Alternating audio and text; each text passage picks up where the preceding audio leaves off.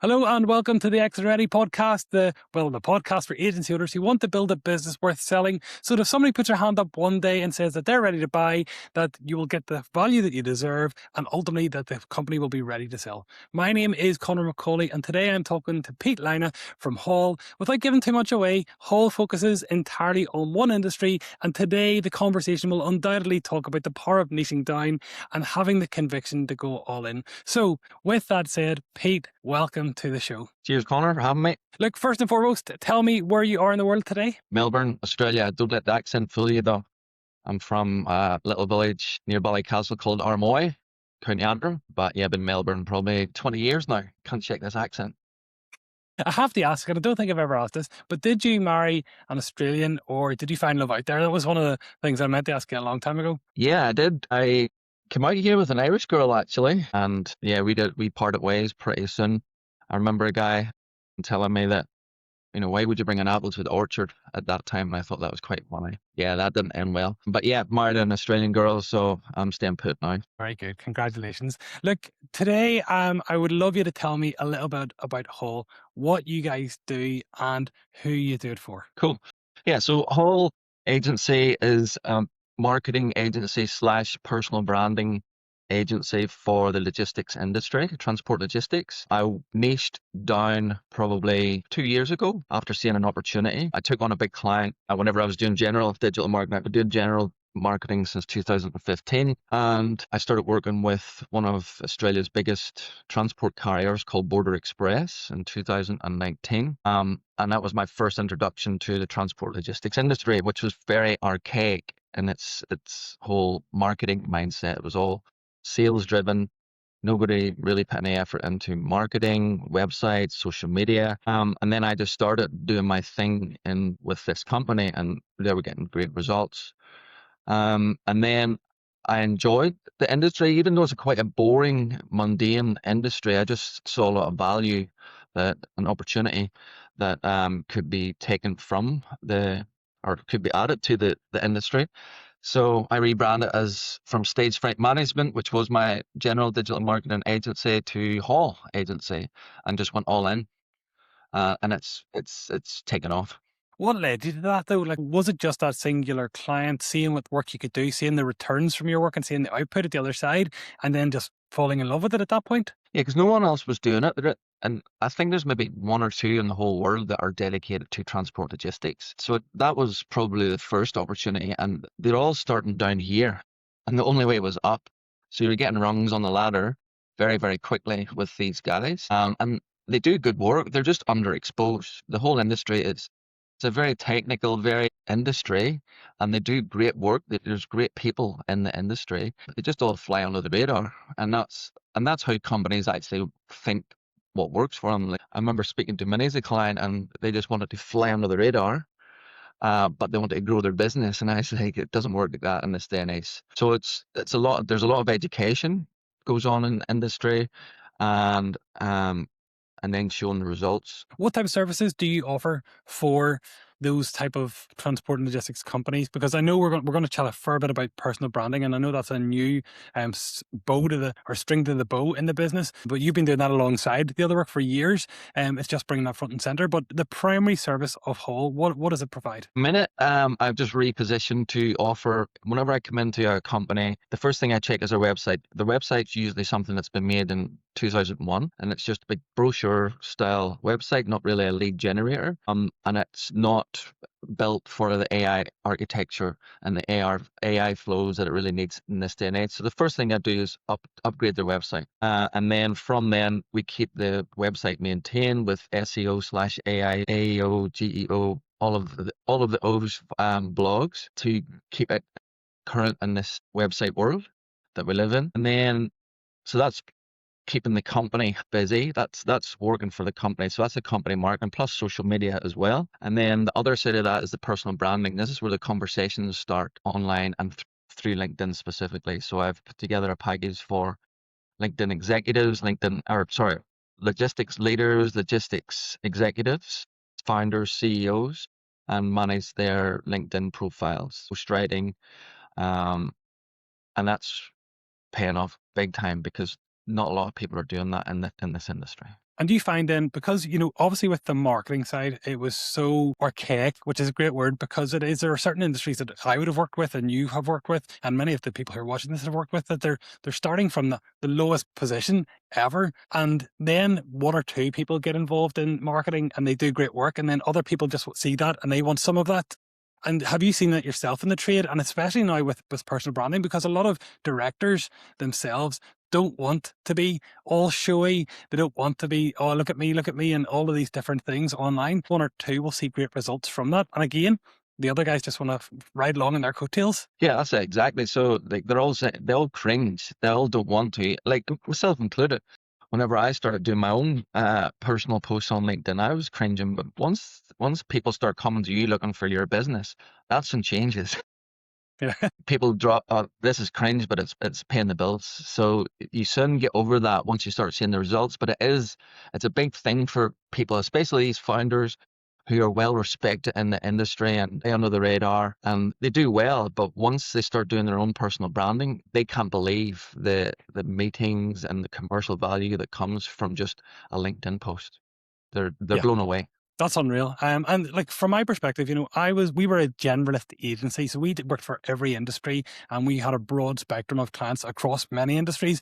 But what do you think that makes it so specific that, with Hall being like honed on logistics, that makes it such a good fit for a niche agency like yours? It's just, I always sort of wondered about the nation thing and I didn't really get it until I'd done it. And I really understand it from the perspective of it makes life so much easier because you're talking to the same target market. You've got the same message. They've got all the same problems, and you can speak their language and pick up their jargon pretty quickly. And you become a trusted source. It's, going to a GP or going to a specialist for like, brain surgery, like, well, which one are you going to go to? And I found that that's the same. Like I did doubt it at the start, obviously, but I gave it a crack anyway. And yeah, it's paid off dividends. Yeah, like I say that in my space, I'm exactly the same because I only work with creative agency owners, and every single person that I work with is trying to solve the same problem or a version of the same problem. They are just at a different stage on that path of achieving what they're trying to do.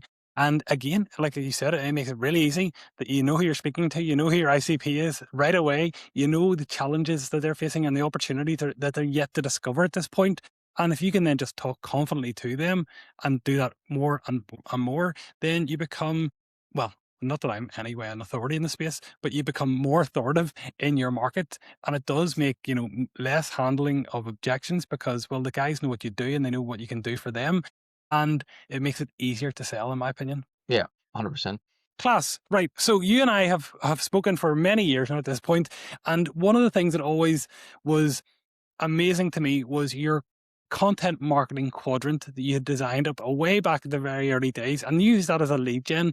But like, tell me and tell everybody else that is watching what that actually is. Yeah, so the content marketing quadrant is just something I developed for the transport logistics industry, but you can put it across any industry. It came from watching other companies, other agencies, other transport companies, they're just marketing for new prospects. Like that was all that they were caring about is new business, new business, new business. And I saw that they're leaving 3 other parts left behind. So they're not keeping their current clients happy. Or they're not sharing information that will keep the existing client base happy from the perspective of maybe a new fleet coming in, maybe new depots being open, different ideas like that. So they left that quadrant out. The other quadrant that they left behind was existing staff. So there was no like awards for anything during the year for employee of the month. They didn't have any events being covered whenever they were going out and having like Christmas parties or going to the races and stuff like that. Existing employees would have probably feel that there's not much culture or not included as much, even though it's just probably going out to social media, but that plays a big part. And the other part was attracting new talent to come and work in the business and that's probably the biggest one that people forgot about because you can't grow your business without good people. In this day and age, people go window shopping on LinkedIn. They want to see if the company's a vibe. They want to see, what you do. Is there events you go to? What's the culture like? And you can do that completely through social media and showcasing all of that. So that was the other 3 quadrants. And of course, prospects. Yes, you want new business, but you can't have one without the others, in my opinion. So, and there's strategies inside of each of those quadrants to meet that need. Honestly, it was one of those things that just was an eye opener for me when we first sat down and you showed me that document, because you could literally lift that and implement that in any industry Yeah. and it would be successful. And it was Alex Hormozy that actually I seen the concept from to begin with on one of his old videos that I trolled through, and he explained it perfectly. And like I think it was for gyms that whenever he was talking about it, and I was like, oh, I can take this concept and put it on to my industry. And as you said, you can put it on to any industry. Yeah, no, honestly, it was brilliant. Now, we have big plans for Hull, and you and I know what they are. But for everybody else, what does Hull look like in 3 years from now? I'll be sitting here like a robot, and you'll not be speaking to me. I'll be at home in my bed. You'll be speaking to my my Tesla robot. Yeah, yeah. We're going to chat about it in a minute. Is that where, do you reckon the direction of your industry and your trade will go there, or do you think it's just going to maximize output for you?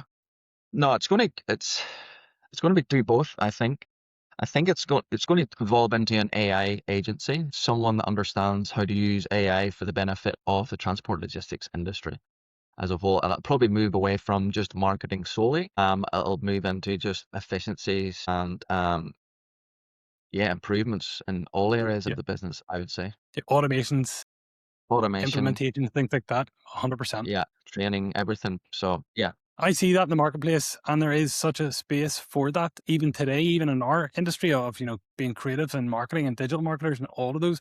There's such opportunity for efficiency or to be more productive with our time and our teams. Never devaluing the people that are sitting there, but if we can make them more productive, is not better for the business and better for the clients. yeah, brilliant. Class. Okay, It's so exciting. right to second. Sorry. It's very exciting times.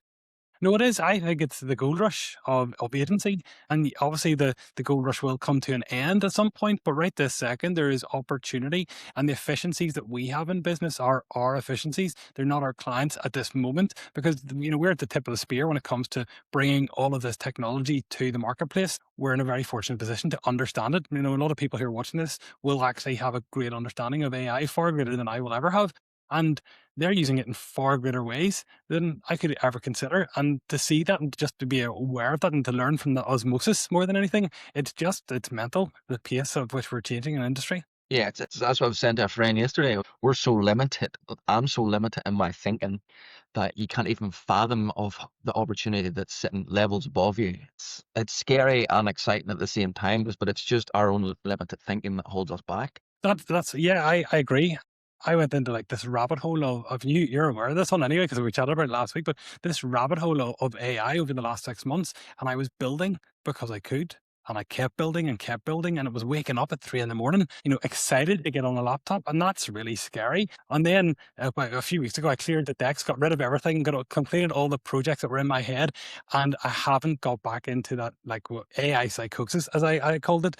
And it's been great. It's been quite liberating to see, well, here's all the work that I've done. Now it's the time to sell it. The pace at which AI is changing. Like, I had another client yesterday say to me, they're struggling to keep up themselves. Yeah. And that's mental. Like, that we're all thinking, we want to be at the tip of the spear, but we can't. Nobody can fathom the amount of knowledge that you have to grasp for that. But even just being in the conversation is good enough today, I think. Yeah, definitely. I think we're probably in the top 5% of the population that are actually dabbling in it. Yeah, we're not using it for dinner recipes. And not always. Right. So, how are you using AI today in the agency? How's that going? What is it you're doing right this second? I wasn't using it as much as I could have until we started working together, but I'm flat out now on Claude. Claude is the Okay. number one for me. I still have ChatGPT for, it's more like a personal assistant, ChatGPT, because it knows me probably for the last 3 years. I know I could bring it across to Claude, but I just keep them separate. It's like having two wives, just keep them different roofs. And then yeah, so Claude, just getting into Claude Code, Claude Cowork, and it's really helping me with efficiencies in my business, from SEO to social media to web development and the personal branding. Fantastic. Yeah. One of the big things for me was implementing the Google Search Console MCP, and just really making sure that I was keeping on top of my own activity and seeing what my own sites were doing. And it's been a game changer just for, speed first and foremost. It's all the information that I would have garnered myself over time, but it's just there at my fingertips now, and it prompts with a really good report every single month for me across all of my sites and anybody that I'm working with, their sites as well. Yeah, and that's something. It's actually the AI has given me time now to work on my own business. Yeah. Which something that I haven't been doing. All I've been doing for my own marketing, which is bad for, well, it's typical probably for a marketing agency, is just doing my own personal branding, posts on LinkedIn. But now I've actually, redone my website and putting together a full marketing content plan, something I've just not had time for, and now I've gotten the time for it. So Yeah, and I see that across all agencies. Like, we always put our clients first, but we have to remember that we're our own customer as well, and that's fantastic. Right. So tell me, if someone was thinking about niching their niching their agency into a single industry, what would you tell them? What advice would you give them? What pitfalls would you give? Try and steer them away from as well. I would definitely do the research to see who your competition are in that niche, and then make sure you've got a point of difference to, come in and be a heavy hitter in that niche. It was different for me because no one else was doing this. It was always marketing agencies who had a transport logistics client, but the content was always very vanilla. So I was like, if I go all in here, I can take a level. So definitely checking who else is in that pond swimming with you would be the number one thing. And would there be any challenges that you faced that you could steer them away from? The clients will probably get a bit antsy about working with their competition. Yeah, I'll happily tell you, because this was a learning moment for me as well. We always said in our agency that we work with everyone, and we work with everyone so that we could garner the experience across all industries and all clients. So we would have worked with one restaurant, another restaurant, one sporting organisation, their competitors across the road, because we were using that shared learning and that understanding of both sides of the business, or both sides of their business, to make everybody's experience far better. And from our perspective, that worked incredibly well, because even today, the amount of agencies that I work with 15 agencies at this minute on a one-to-one basis. And every single person that I work with and all of their teams know that I will never tell a story out of school, because they have to trust that what's talked about in their four walls stay within their four walls. But collectively, the experience that I learned from working with everybody and my own past experience means that I can give a better service. And that's what we find, when we had that conversation way back when that client wasn't ready to come on board. And I think eventually they did on the back of this. Yeah. Yeah. And as you say, it's that collective understanding of the industry that helps you as the business owner help even more. But then some of the clients don't see it like that. There's a lot of fear and anxiety, and that's fair too. Like, that's their perspective. Well, Pete, is there anything you want to share with the audience before we leave? How can we find you? Where can we find you online? Yeah. Anything else? Yeah. So LinkedIn's probably the best place. So just Pete Lynagh. There's not too many of us with a rare surname like mine. And then hall.agency is the website. Okay, so thanks again for everyone who's tuning in to the Exit Ready podcast. If you like what you've heard, please feel free to subscribe and leave a little review wherever you're picking this up. And if you want to build the best agency or the best version of your agency, check out moveapace.com, where I share a heap of resources, articles, and my own agency valuation assessment. Thank you as always, and I'll see you in the next show. Pete, thank you so much. Cheers, Connor.